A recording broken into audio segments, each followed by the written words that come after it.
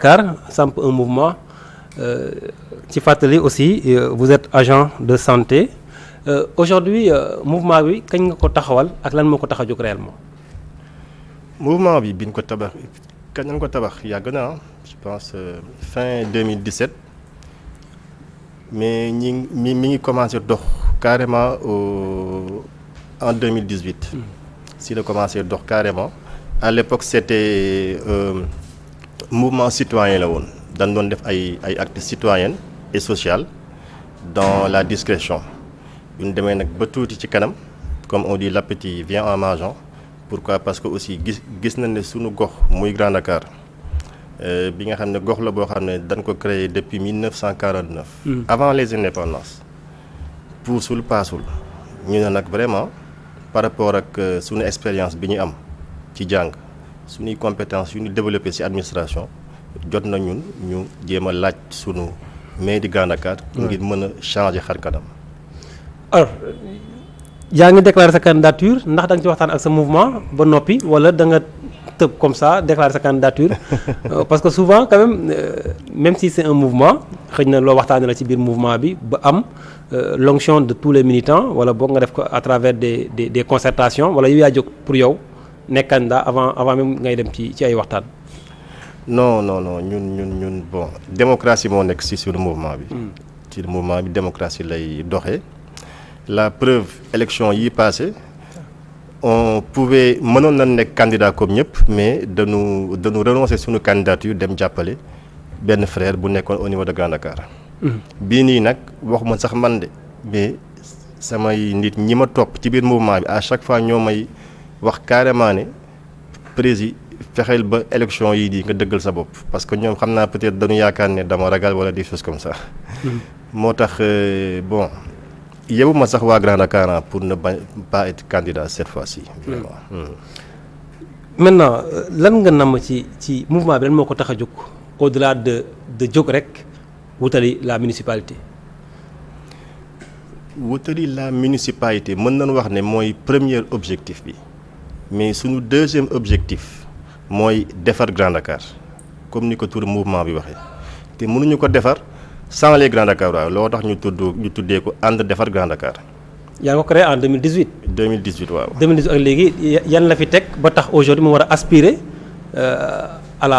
justement à briguer le suffrage des Grand Dakar waaw. parce que xanaa tëboo tëb rek ñëw taxaw ci kanamu Grand Dakar ne leen dama soxla mairie bi. d'accord 2018 ak léegi am na ci jéego yoo teg ba agsi fii ba war a mën a tax nga laaj le suffrage des populations de Grand Dakar.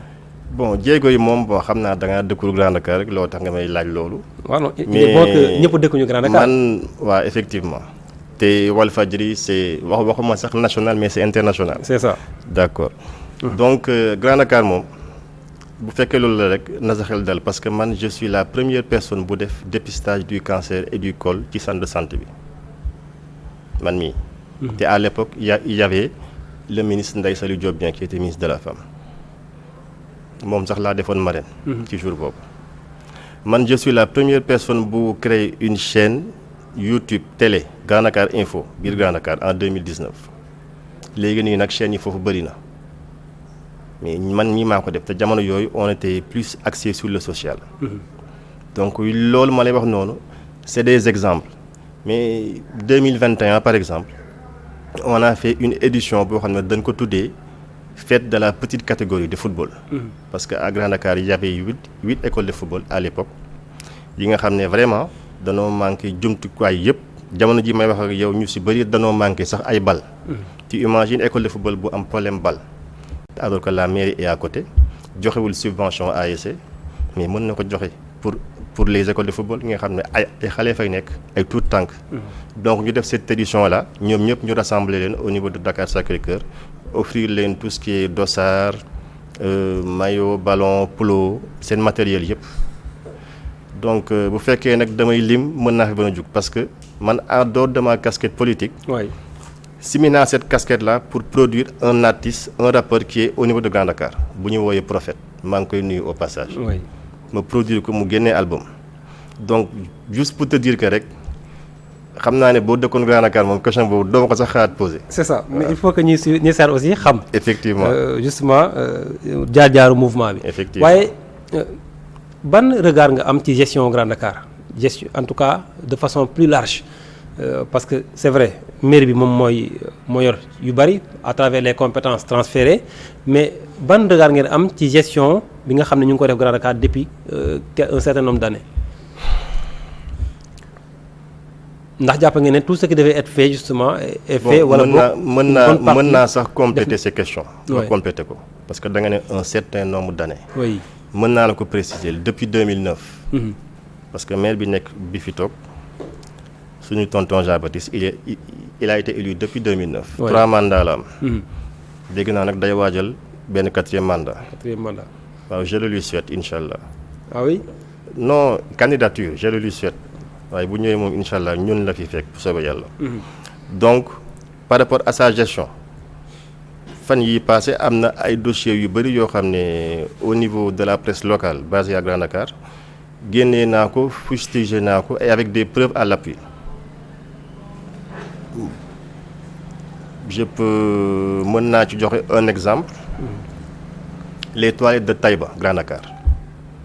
il y a un quartier qui s'appelle Taïba. oui. bi nga xam ne ndeysaan ñoom bi ñu leen créé ba léegi ils ont danu jànkoonteel ak ay lakk yu metti xaw ma 4 xaw ma 5 lakk bu mujj am mooy 2004 donc quartier la boo xam ne pratiquement yow boo fa demee da ngay naan non quartier bu mel ni amul Dakar existé wul parce que ay benn douche publique moo fa am ak ñaari robinet public yi nga xam ne ñun suñuy jamono temps booy loolu lañ doon dund. ñoom loolu nañuy dund ba léegi en 2026. donc ce quartier là maire bi fa nekk dafa tabaxoon ay toilettes en 2014 tout le monde l'a salué 2014 ba léegi nag toilettes yi da koo tëj kenn du ko utiliser. ah oui.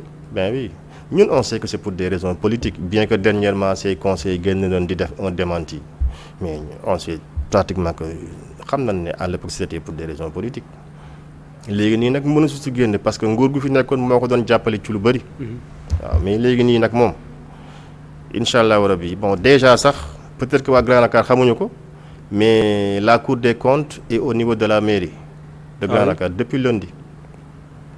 depuis lundi bii nii passé Cour des comptes mi ngi mairie Grand Dakar bon ndeysaan tombé na nag avec le décès de son épouse metti na trop man kay su ma sañoon sax Cour des comptes vraiment dañ ko koy baal ba revenir semaine prochaine wala beneen semaine mais xam nga rek administration moom dafa am yenn institution yoo xam ne ñoom seen rigidité dafay nekk lu observable quoi.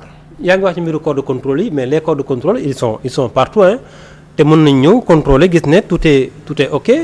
waaw mais Cour des comptes xaaral ma yeggale sama laaj. vas-y. xam nga yaa ngi ne Cour des comptes ñëw na fa yooyu. comme ni muy demee un peu partout dans certaines structures. amaana ñëw fa ça ne veut pas dire que forcément il y aura des choses à indexer Cour des comptes am na fu mu jaar. mu am une gestion yoo xam ne mën na ko justement ñaawlu mais aussi parfois un corps de contrôle ñëw jaar ci benn structure gis ne mais ni ñu ko yoree mucc na ayib mu sax bindal ko un satisfecit. effectivement ouais. effectivement li nga wax ni dëgg la. oui waaw mais Cour des comptes. yéen nan ngeen ci njort yéen. à notre connaissance mosul jaar mairie de Grand Dakar depuis que le maire qui est en place mi ngi fi mosu fee jaar. Et c'était à juste titre. Pourquoi? Parce que le budget de Grand Dakar n'a jamais atteint le milliard de dollars. De CFA. De CFA, sax maanaam dollars. Je le souhaite. Yal na Grand Dakar am budget bu doy noonu. Mais juste pour te dire que budget bi à chaque fois day coincé entre 800 700 600 millions. de francs CFA. léegi sax mu dem ba 900 et quelques mais. même sax bu nekkee benn différence bu 10 francs du ko fa àgg milliard parce que bu àggee milliard rek la Cour des comptes day def toc je dois vérifier donc c'est une première ñu ngi leen siy féliciter nag parce que ñun xam nañ ne am nañ ci wàllu bëri parce que liggéey bi ñu def dernièrement on sait que xam nañ ne vraiment bokk nañ si lu tax ñoom ñu jóg dem xool yi bien que la Cour des comptes un citoyen mënul tax mu dem jóg mais ñun xam nañ si lu bëri daal mais li nga wax nii mën na ne mais ça m'étonnerait nga ne mu jox ko satisfecit waaw ça m'étonnerait fort bien. parce que pourquoi nga njort ne bu fa jaaree ba su génnee mën na am yu mu fa génnee. mairie boo xam ne je ne vais même pas parler de réalisation yu mu def yu mu war a def au niveau de Grand Dakar. Ouais.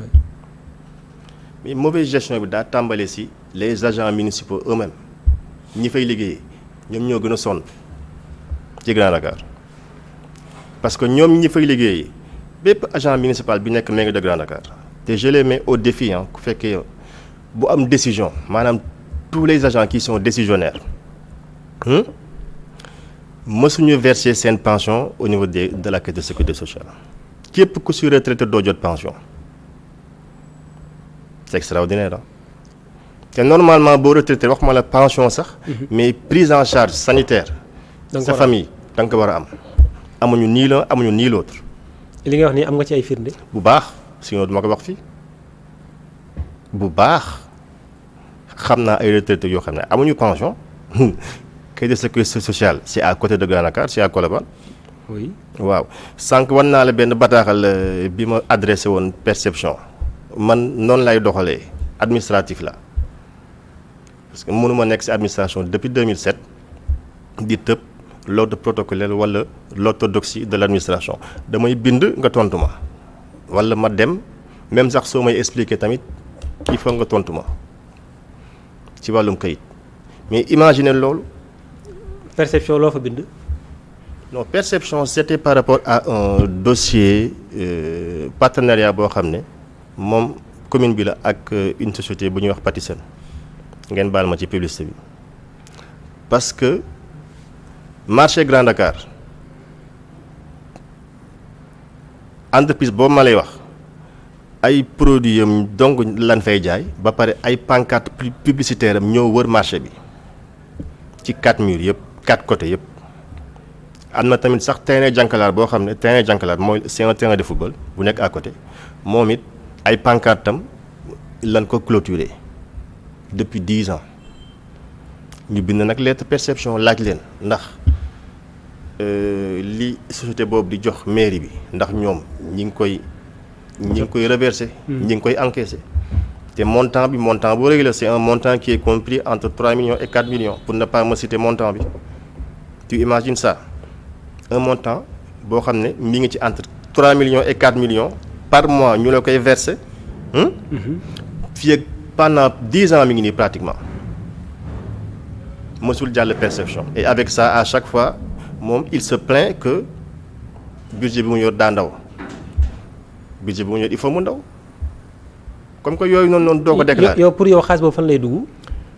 ah déet tu suis mon regard rek mais du ma ko wax parce que lettre bi ma tontu ñoom dan ma ne carrément ñoom par rapport ak français bi ma wax que gisuñu convention de partenariat ak entreprise boobu pour ne pas ma koy tudd mais tudd naa ko benn yoon gisuñu convention de partenariat parce que moom moo leen ne y a pas de convention de partenariat bien sûr donc ñun ñi fa dëkk gis li fay xew gis panneau yi fa yoo xam ne dafa clôturer marché bi yépp ci biir y a que des produits de cette entreprise là xam montant bi xam nañ ko man maa la ko bañ a wax rek parce que xam nga day nekk lu informel quoi comme que ñoom communiqué wu ñu par rapport au montant ni à la convention bon man du ma ko tudd mais xam nañ montant bi xam nañ ne moom da koy jëli dañ ko koy léeg ñu yóbbul ko sax këram chaque mois pendant plus de 10 ans.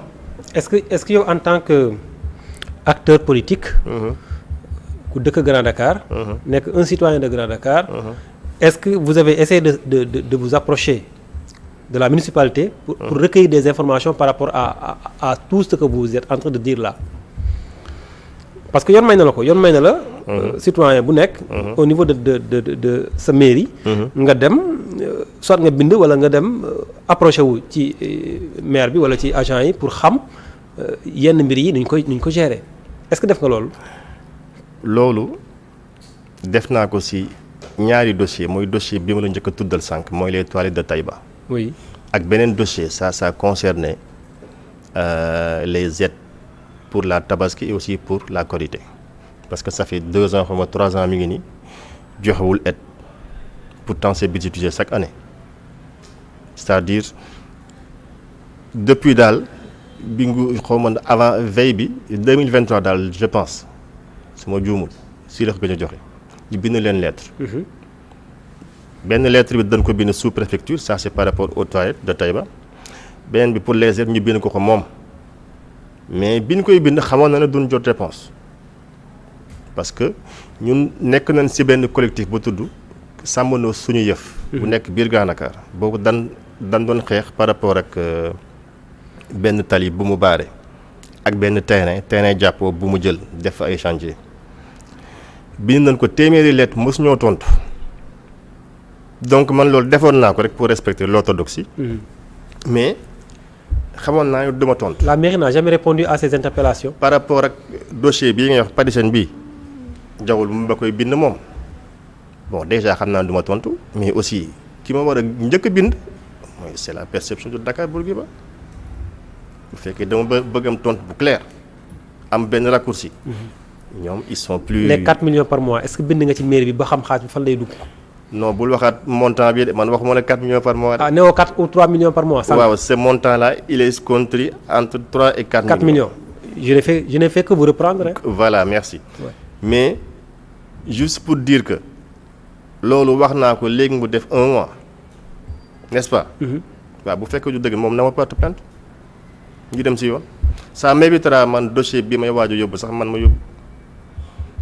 parce que wax naa ko moom lii moom duñ ko bàyyi mu jàll. donc am nga ay preuves yoo xam ne bu ñu la woowee ci yoon nga wane ko.